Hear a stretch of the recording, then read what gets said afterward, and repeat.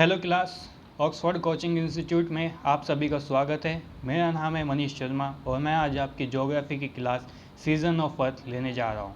Season of earth जिसका मतलब है पृथ्वी के मौसम। पृथ्वी पर कितने मौसम होते हैं, कब कब ये चेंज होते हैं और कैसे चेंज होते हैं, आज लोग हम इसको स्टडी करने जा रहे हैं। लेकिन उससे पहले मैं आपको पृथ्वी के कुछ मेन इंपॉर्टेंस पॉइंट आपको फिर से रिवाइज़ करा देता हूँ।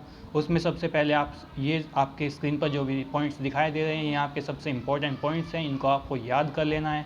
इसमें सबसे पहला पॉइंट है कि इसका एक और नाम हम लोग पृथ्वी को नाम देते हैं नीला ग्रह। नीला ग्रह क्यों कहते हैं? आप सभी को पता है कि पृथ्वी पर सबसे ज़्यादा 71% सिर्फ पानी है। इस पानी की अधिकता के कारण ये आकाश अंतरिक्ष से आपका बिल्कुल ब्लू कलर में दिखाई देता है, इसलिए हम लोग इसको नीला ग्रह भी कहते हैं। सेकंड सबसे इंपॉर्टेंट पॉइंट, सबसे ज़्यादा इसी चीज़ में गलती करते हैं कि इसकी शेप क्या है। इसकी शेप आपको ये याद रखनी है, जियोइड इसकी शेप है। आपको ऑप्शंस में जो भी देगा इप्लिकल, हाइपरबोलिकल, पैराबोलिकल, सर्किल, ऐसा कुछ नहीं है। ना ही ये गोल है, ना ही ये आपकी पैराबोलिक है। ये आपकी शेप है जियोइड। जियोइड शेप ऐसी होती है जैसे कि आपका संतरा। आप लोग संतरे को देखते ही होंगे, ऊपर से और नीचे से थोड़ा सा पिचका हुआ, यानी कि दबा हुआ होता है। इस तरह की शेप को हम लोग जियोइड शेप कहते हैं और यही आपको याद रखना है कि पृथ्वी की शेप क्या है। नेक्स्ट आपका पॉइंट है अक्षीय झुकाव कितना होता है। अक्षीय झुकाव आपको याद रखना है 23.5 डिग्री का अक्षीय झुकाव होता है। 23.5 डिग्री आपको मैं दिखा देता हूँ कि किस तरह से होता है। 23.5 डिग्री का मतलब है आपको स्क्रीन पर पृथ्वी दिखाई दे रही है। मेन एक्सिस इसका ये होना चाहिए था कि आपको ये जो मैंने ब्लू कलर की लाइन की है, सॉरी पिंक कलर की जो मैंने लाइन की है, इसके चारों तरफ इस तरह से रोटेट करना चाहिए था।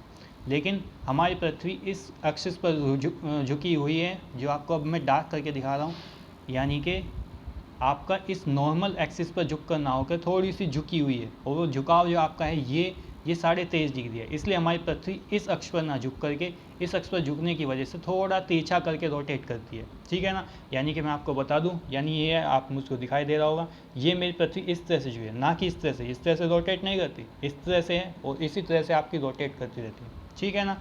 आप होप आप लोग समझ चुके होंगे। वापस आते हैं इसी मेन पॉइंट्स पर।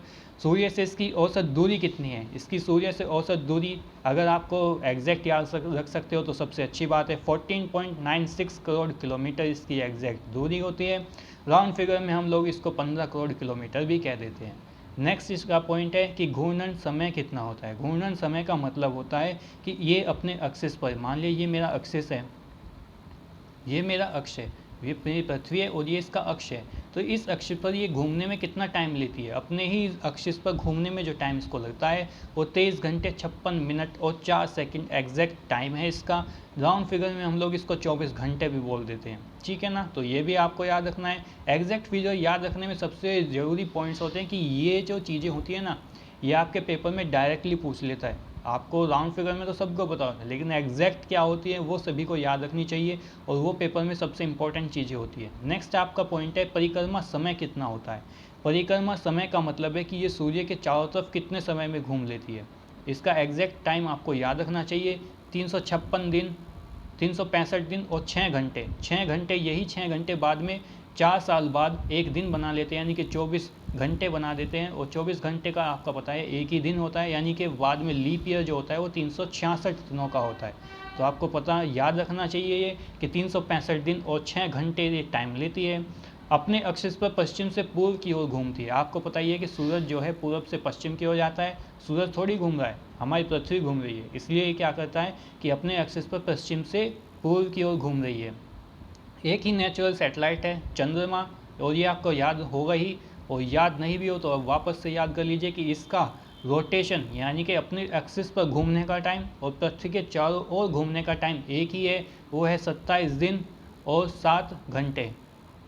ठीक है ना? ये आपको याद रखना है कि इसका अक्ष यानी कि अपने अक्ष पर घूमने का जो समय है और पृथ्वी के चारों ओर घूमने का समय वो दोनों एक ही है, 27 दिन 7 घंटे। ये आपको याद रखना है। उसके बाद सबसे इम्पोर्टेंट पॉइंट, ये दिन आपको बहुत इम्पोर्टेंट है। पेपर के हिसाब से अगर मैं देखूँ तो दिन बहुत इंपॉर्टेंट होते हैं। वहाँ पेपर में डायरेक्टली पूछता है कि पृथ्वी दिवस बताओ कि कब होता है, तो वो आपको याद रखना है। ये डेट 22 अप्रैल, 22 अप्रैल को हम लोग अपना अर्थ डे यानी कि पृथ्वी दिवस मनाते हैं। नेक्स्ट इसका पॉइंट है कि अपने घूर्णन गति के कारण क्या होता है, यानी कि जब अपने एक्सिस पर घूमती है तब क्या होता है, तब दिन व रात बनते हैं। और जब ये आपकी परिक्रमण करती है सूर्य के चारों ओर, तब क्या होता है, तब इसके मौसम चेंज होते हैं। आज इन दोनों ही चीज़ों को हम लोग स्टडी करेंगे कि कैसे दिन और रात बनते हैं और कैसे यहाँ पे मौसम यानी कि सीज़न चेंज होते हैं। तो आपको आई होप इतने मेन पॉइंट्स याद हो चुके होंगे। नेक्स्ट, अब यहाँ स्लाइड में आप देखिए, यहाँ पर आप देख रहे होंगे कि आपका ये सूरज है और सूरज की तरफ ये आपका झुकाव दिखाई दे रहा है, आपको ये पृथ्वी का झुकाव है। बीच की ये जो लाइन है ये इक्वेटर लाइन है, मैंने आपको बताया था कल कि 0 डिग्री इक्वेटर हम लोग बोलते हैं इसको। ये जितना भी हिस्सा आप लोग देख रहे होंगे ना, ये जितना भी हिस्सा आपको सूरज के सामने दिखाई दे रहा है ये सब लाइट में है, ये सब लाइट में है। तो इसका मतलब क्या हुआ कि जिस तरफ सूरज की तरफ जो भी इसका एरिया होगा वहाँ पर दिन होगा, और जो इसके पीछे की तरफ जहाँ सूरज की लाइट नहीं होगी वहाँ क्या होगा, वहाँ पर रात होगी। तो ऐसे ही आपके दिन और रात बनते हैं। जिस तरफ आपके पृथ्वी के घूमते हुए सूरज आ जाता है, जिस फेस पर इसका सूरज दिखाई दे जाता है वहाँ पर आपका दिन हो जाता है, और दूसरे फेस पर यानी कि जहाँ पर आपको सूरज नहीं देखने को मिलता वहाँ पर आपकी रात होती है। ठीक है ना। नेक्स्ट आपका स्लाइड है, आपके फिर से एक बार मैं मेन चीज़ें रिवाइज करा देता हूँ। मैं आपके यहाँ पर बहुत ही इंपॉर्टेंट जो इस टॉपिक में मेन जो चीज़ें हैं, जैसे कि मैंने कल भी बताया था कि इस पृथ्वी के जो बीच में से जब हम काटते हैं उस लाइन को हम लोग कहते हैं 0 डिग्री इक्वेटर यानी भूमध्य रेखा। इसके ऊपर नॉर्थ पोल है, मतलब उत्तरी गोलार्ध होता है, और नीचे की तरफ होता है दक्षिणी गोलार्ध। उत्तरी गोलार्ध में जो आपकी एक लाइन होती है 23.5 डिग्री, जो मैंने नॉर्थ में बताई थी, याद है ना, 23.5 डिग्री उत्तर में जो होती है लाइन उसे हम कहते हैं कर्क रेखा यानी कि टॉपिक ऑफ कैंसर। 66.5 पर होता है आपका आर्कटिक सर्कल यानी कि आर्कटिक वृत्त। ये आपको इतना इंपॉर्टेंटली याद नहीं रखना है, आपको 3 ही लाइन से याद रखनी है, एक तो भूमध्य रेखा, एक आपकी कर्क रेखा, एक आपकी फिर साउथ में 23.5 डिग्री होती है, ये आपकी मकर रेखा है। आपको ऊपर मैंने बताया था, ऊपर क्या है, उत्तरी ध्रुव है, नीचे 90 डिग्री पर क्या है आपका साउथ पोल यानी कि दक्षिणी ध्रुव है। ठीक है ना। अब मैं आपको दिखाई दे रहा है आपको कि सीजन्स कैसे होते हैं। सीजन्स यहाँ पर आपके पूरे पृथ्वी के कैसे बनते हैं, जब पृथ्वी हमारे सूरज के चारों तरफ घूमती है तब हमारे सीजन्स बनते हैं। मेनली हमारे साल भर में जो है 12 महीने होते हैं, तो 12 महीनों के हिसाब से 4 मौसम हमारे यहाँ होते हैं, गर्मी, पतझड़, सर्दियाँ और फिर आता है वसंत। तो ये आपका चलता रहता है, ये आपका सीजन्स चलते रहते हैं। इस तरह से जब भी जिस एरिया में आपको पृथ्वी का जैसे फेस पड़ता है वैसा ही मौसम बन जाता है। पृथ्वी आपके चारों तरफ घूम रही है, आपको पता ही है सूरज के चारों तरफ इस तरह से आपकी रोटेशन लगा रही है। ठीक है ना। तो जैसे जैसे जिस फेस में भी आपका सूरज पड़ता है वैसा ही मौसम बन जाता है, और वैसे ही फिर क्या होता है, तो कुल मिलाकर 12 महीनों के हिसाब से अगर मैं 4 मौसमों में डिवाइड करूँ तो हर मौसम मेरा लगभग 3 महीनों का आसपास का होता है। तो अगर आप देख पा रहे हो इस स्क्रीन पर, तो यहाँ पर आपका जो गर्मियाँ होती हैं वो जून से शुरू होकर के आपके सितंबर तक चलती हैं। उसके बाद सितंबर में आपका क्या होता है, फिर मौसम चेंज हो जाते हैं, और फिर आपका पतझड़ आपका सितंबर से लेकर दिसंबर तक चलता है। फिर दिसंबर से लेकर मार्च तक आपकी सर्दियाँ होती हैं, और फिर मार्च से लेकर जून तक आपका वसंत ऋतु चलती है। यानी कि फ़िलहाल अगर मैं बात करूँ मई चल रही है तो आपका वसंत ऋतु आपका यहाँ पर चल रही है। ठीक है ना। अब आपको इसको एक एक करके ध्यान से समझना है कि ये आपके मौसम चेंज होते कैसे हैं और क्यों होते हैं। ठीक है ना। तो सबसे पहले मैंने इसको क्या किया, इन चारों फेजेस को, चारों मौसम को अलग अलग मैंने शॉर्टली करके दिखा दिया है, आपको स्क्रीन पर दिखाया है। अब एक एक चीज़ को हम लोग स्टडी करेंगे। सबसे पहले मैं आपको पहले वाला ये वाला जो फिगर है सबसे ऊपर वाला, ये वाला मैं आपको समझाने जा रहा हूँ। ये देखना ध्यान से, ये क्या हो रहा है, आपको पता है पृथ्वी 23.5 डिग्री झुकी हुई है, ये आपका झुकाव आपको दिखाई दे ही रहा होगा, ये आपको 23 डिग्री का झुकाव दिखाई दे ही रहा होगा। तो यानी क्या होता है, ये आपका 0 डिग्री इक्वेटर है। मैं एक काम करता हूँ, मैं इसको बड़ी स्क्रीन पर ले लेता हूँ। ये देखिए, यहाँ देखिए क्या होता है, ये आपका झुकाव है और ये आपकी इक्वेटर लाइन है। ठीक है ना। यानी ये जो लाइन है आपकी, जो आपको पृथ्वी को 2 हिस्सों में बांटती है। 2 हिस्सों में कैसे, उत्तरी गोलार्ध और दक्षिणी गोलार्ध में बांटती है। तो यानी कि सूरज की तरफ जो हिस्सा होता है, आप लोग देख रहे होंगे ना, सूरज की लाइट क्या है, फिलहाल क्या है, उत्तरी गोलार्ध की तरफ पड़ रही है, सबसे ज़्यादा झुका हुआ है, इसलिए उत्तरी गोलार्ध की तरफ पड़ गई। तो उत्तरी गोलार्ध में क्या हुआ, दिन हो रहा है। और दिन कैसे हो रहे हैं, क्योंकि हमारा झुकाव फिलहाल उत्तरी गोलार्ध का झुकाव सूरज की ओर है, इसलिए हमारे यहाँ फिलहाल गर्मियाँ पड़ रही होती हैं। ठीक है ना। और जो हिस्सा आपका पृथ्वी का सूरज से दूर होता है, यानी कि आपको दक्षिणी ध्रुव आपको दिखाई दे रहा होगा, वो उसमें आपका सूरज से दूर होने की वजह से क्या है, वहाँ पर सूरज की रोशनी बहुत कम मिलती है, इसलिए वहाँ पर सर्दियाँ चल रही होती हैं। ठीक है ना। दोबारा से अगर आप समझ नहीं पाए हो तो वापस से रिकैप करके देख लेना इसको। नेक्स्ट आपका है स्लाइड, फिर से देखिए उसके बाद क्या होता है। फिलहाल मैंने यहाँ पे लिया हुआ था, पृथ्वी मेरी घूमकर दूसरी जगह दूसरे फेज में आ गई है, ठीक है ना। अब क्या हो रहा है, ध्यान से देखिए, यहाँ पर आपकी पृथ्वी क्या हो रही है, आपकी पृथ्वी सूरज के सामने आ गई, यानी कि आपका पूरा, यानी कि उत्तरी गोलार्ध और दक्षिणी गोलार्ध, ये दोनों ही गोलार्ध आपके सूरज के सामने आ गए। इसलिए अब क्या होता है, यहाँ पर उत्तरी गोलार्ध में भी और दक्षिणी गोलार्ध में भी सूरज की किरणें सेम पड़ रही होती है, यानी कि आपका सूरज जो है इस भूमध्य रेखा के बिल्कुल सर के ऊपर होता है। इसलिए दोनों तरफ उत्तरी गोलार्ध में भी और दक्षिणी गोलार्ध में भी आपकी सूरज की किरणें बराबर पड़ रही होती हैं। इसलिए दोनों ही गोलार्ध में आपका दिन और रात लगभग बराबर होते हैं, यानी कि लगभग 12-12 घंटे के दिन और रात होते हैं यहाँ पर, ठीक है ना। ऐसे ही आपके बाकी के फेजेस भी चलते हैं, यानी कि आप वापस से देखिए, अभी यहाँ पहले वाली ऊपर वाली स्क्रीन पे आप लोगों को दिखाई दे रहा होगा, पहले वाले सीजन में अगर आप मैं बात करूँ कि 23.5 डिग्री मेरा झुकाव है। अभी फ़िलहाल क्या है, ये मेरे 0 डिग्री इक्वेटर है। 0 डिग्री इक्वेटर का क्या मतलब हुआ, यहाँ पर देखिए ये 0 डिग्री है। 0 डिग्री से क्या हुआ, जो मेरा हिस्सा यानी कि ऊपर वाला हिस्सा क्या है, उत्तरी गोलार्ध है। उत्तरी गोलार्ध फिलहाल क्या है, सूरज के सामने से दूर हटा हुआ है, और जो नीचे वाला हिस्सा है वो सूरज की तरफ को फेस किया हुआ है, यानी कि उत्तरी गोलार्ध हमारा फिलहाल क्या कर रहा है, सूरज से दूर है, इसलिए यहाँ पर सर्दियाँ हैं। और जो हिस्सा यानी कि नीचे का हिस्सा जब सूरज के सामने आ जाता है तो उस हिस्से पर हमारी गर्मियाँ चल रही होती है, ठीक है। लेकिन हम लोग ये मौसमों के जो हमने नाम रखे हुए हैं, ये हमने उत्तरी गोलार्ध के हिसाब से रखे हुए हैं। ऐसा क्यों, ऐसा इसलिए क्योंकि हमारे पृथ्वी की लगभग 70% जो लोग रहते हैं वो उत्तरी गोलार्ध में ही रहते हैं। इसलिए जो भी मौसम के नाम डिसाइड हुए हैं वो हमने उत्तरी गोलार्ध के ही हिसाब से किए हुए हैं। हमारा देश भारत है वो एशिया में है, और एशिया कॉन्टिनेंट आपका, एशिया महाद्वीप जो है आपका, वो उत्तरी गोलार्ध में ही पड़ता है। आपका उत्तरी अमेरिका वो भी लगभग पूरा का पूरा उत्तरी गोलार्ध में है। यूरोप आपका उत्तरी गोलार्ध में है। अफ्रीका का लगभग आधा हिस्सा आपका उत्तरी गोलार्ध में आता है, यानी कि लगभग विश्व की 70% जनसंख्या आपकी उत्तरी गोलार्ध में निवास करती है। इसलिए हम लोगों ने मौसम के नाम भी उन्हीं के हिसाब से रखे हुए हैं, ठीक है ना। ऐसे ही आप दूसरे वाले फिगर में अगर आप देख पा रहे हो तो फिर यहाँ पर क्या हुआ, पृथ्वी घूम करके यहाँ से यहाँ चली गई है। अब क्या हुआ, अब उत्तरी गोलार्ध और दक्षिणी गोलार्ध दोनों ही सूरज के सामने आ चुके हैं, दोनों ही सूरज के सामने फेस कर रहे हैं। इसलिए इस समय पर क्या होता है कि सूरज की किरणें आपकी भूमध्य रेखा के सर के ऊपर होती है, और इसी समय पर आपका क्या होता है, वसंत ऋतु शुरू हो जाती है, ठीक है ना। सर्दियों के बाद वसंत ऋतु ही तो आती है। तो क्या होता है, इस समय पर आपके यहाँ पर दिन और रात दोनों ही क्या होते हैं, बराबर टाइम के होते हैं। उसके बाद क्या होता है, पृथ्वी आपकी घूम के तीसरी पोजीशन पे आ जाती है, यानी कि तीसरी फिगर आप देख पा रहे हो। अब क्या हो रहा है, अब ध्यान से फिर से वापस से ध्यान से देखना। इसमें क्या हुआ, ये मैंने आपको 2 हिस्सों में पृथ्वी को बांट दिया। अब क्या हुआ, पहले वाले से और दूसरे वाले तीसरे वाले से आप लोग कंपेरिजन करके देखिए। पहले वाले में क्या था, आपका जो उत्तरी गोलार्ध था वो सूरज से दूर फेस करके खड़ा हुआ था।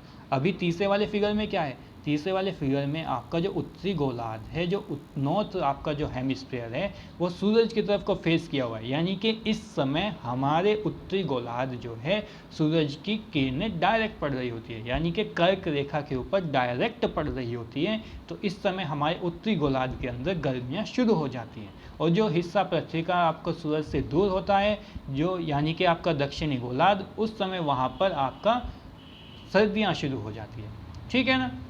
वैसे ही क्या होता है, फिर तीसरी कंडीशन आती है, पृथ्वी घूमकर आपके चौथी वाली स्टेज पर आ जाती है, यानी कि आप चौथे वाली फिगर में देख रहे होंगे।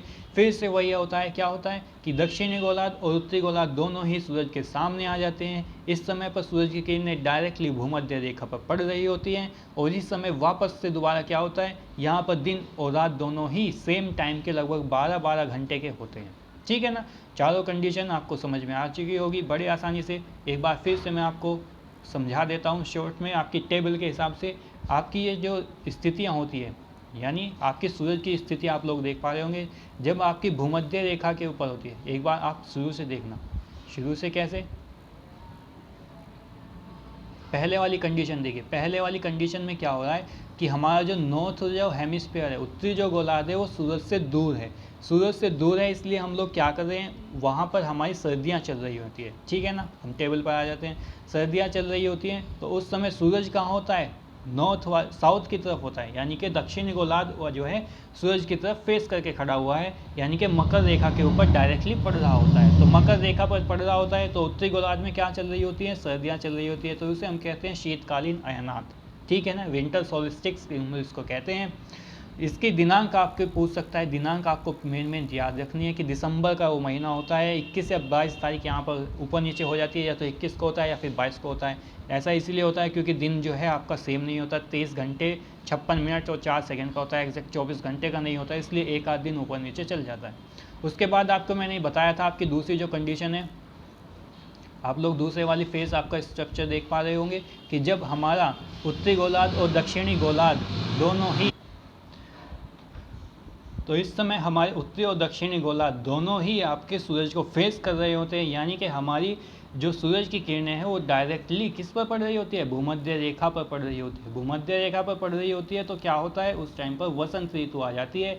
आपको पता ही है सर्दियों के बाद तो वसंत ऋतु ही आती है। तो वसंत ऋतु आती है, महीना का टाइम होता है वो मार्च का 21 या 22 जून के आसपास होती है, ठीक है। उसके बाद आपका जो तीसरी फिगर आपको फिर से मैं दिखा देता हूँ।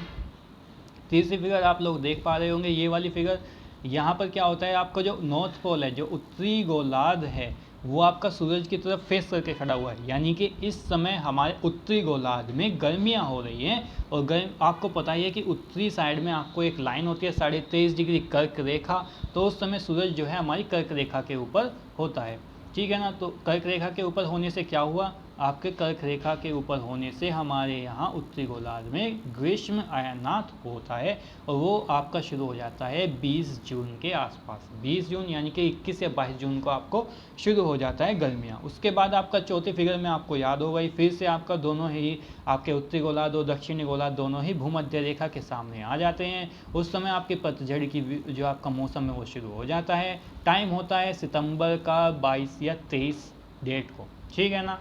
आप लोगों को ये आपको सभी मेन पॉइंट्स आपको याद रखने हैं। उसके बाद मैं एक छोटा सा आपको रिकैप वापस से करा देता हूँ। आपको ये दिखाई दे रहा होगा कि सूरज है, सूरज में ये आपके जो ऊपर वाला जो हिस्सा है वो नॉर्थ वाला हेमिस्फीयर यानी कि उत्तरी गोलार्ध है। जो हिस्सा आपका सूरज से दूर होता है वहाँ पर आपकी सर्दियाँ होती हैं, यानी कि आपकी इस कंडीशन में आपकी सर्दियाँ चल रही हैं। आप लोग ऊपर देख ही पा रहे होंगे कि पेड़ बिल्कुल वाइटिश हो चुका है, यानी कि सफ़ेद हो चुका है, बर्फ़ पड़ रही है, सर्दियाँ चल रही है। उसके बाद क्या होता है, जब दूसरी कंडीशन में आता है, यहाँ पर दूसरी कंडीशन में क्या होता है कि सूरज की किरणें दोनों ही गोलार्ध में, उत्तरी गोलार्ध में और दक्षिणी गोलार्ध में समान रूप से पड़ रही होती हैं, भूमध्य रेखा के ऊपर होता है सर। तो फिर क्या होता है, हमारे यहाँ पर वसंत ऋतु शुरू हो जाती है। आप लोग दिखाई दे रहा होगा पत्तियाँ आ चुकी हैं धीरे धीरे। अब तीसरे कंडीशन में क्या होता है, जब पृथ्वी हमारी घूमकर तीसरी फिगर में आ जाती है। तीसरी फिगर के मतलब क्या हुआ, अब फिलहाल क्या हुआ, हमारा जो नॉर्थ वाला एरिया है, यानी कि नॉर्दर्न हेमिस्फीयर के उत्तरी गोलार्ध जो है वो हमारा सूरज को वापस से फेस कर रहा है, यानी कि कर्क रेखा के ऊपर है फिलहाल सूरज। तो इस समय हमारे यहाँ क्या होता है कि उत्तरी गोलार्ध में गर्मियाँ पड़ रही होती हैं और दक्षिणी गोलार्ध में सर्दियाँ पड़ रही होती हैं। आपको थर्ड फिगर में आपको दिखाई दे रहा होगा कि फ्रूट्स आ चुके हैं, गर्मियों के टाइम शुरू हो चुका है।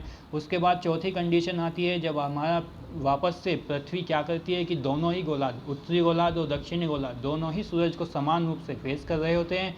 तो इस समय क्या होता है, हमारे यहाँ पतझड़ शुरू हो जाता है। उसके बाद वापस घूम के पहले वाले फेस में आ जाती है, हमारी सर्दियाँ शुरू हो जाती हैं। तो ऐसे आपके 4 मौसम हमारी पृथ्वी के ऊपर बनते हैं। चारों ही मौसम लगभग 3-3 महीने के आसपास के होते हैं। एक मेन इम्पॉर्टेंट चीज़ और मैं आपको बता देता हूँ कि आपको ये याद रखना है कि सूरज जो है ना वो हमारी पृथ्वी के बिल्कुल बीचों बीच नहीं है। यानी कि अगर मैं बात करूँ कि यहाँ पर नहीं है, आप लोग देख पा रहे होंगे कि ये जो मैंने गोला किया हुआ है ना, यहाँ पे सूरज नहीं है, बिल्कुल बीचों बीच नहीं है, बल्कि ये थोड़ा सा शिफ्ट करके है। तो इसलिए आपको याद रखना है कि हमारा सूरज हमारे पृथ्वी के जो राउंड करा रही है ना, जो पृथ्वी हमारे सूरज के चारों तरफ चक्कर लगा रही है, तो वो जो आपकी ऑर्बिट है, वो जो आपकी कक्षा है, उस कक्षा को हम लोगों ने दिखाया हुआ है, ये आपको फिर आपके स्क्रीन के ऊपर।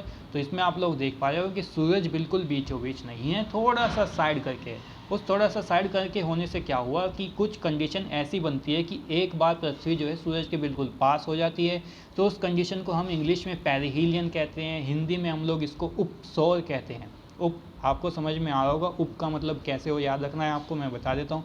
जैसे कि आपका किसी स्टेट के लिए हम बात कर रहे थे, कुछ होते हैं मुख्यमंत्री, उसके बाद हम लोग बनाते थे उप मुख्यमंत्री, ठीक है ना। मुख्यमंत्री क्या होते हैं, मेन जो हेड होते हैं। उसके बाद उप का मतलब क्या होता है, छोटे, यानी कि उस टाइम पर क्या होता है, सूरज और पृथ्वी के बीच की जो डिस्टेंस होती है वो सबसे कम होती है, यानी कि छोटी होती है। तो वो कंडीशन आपके 3 जनवरी के आसपास की बनती है।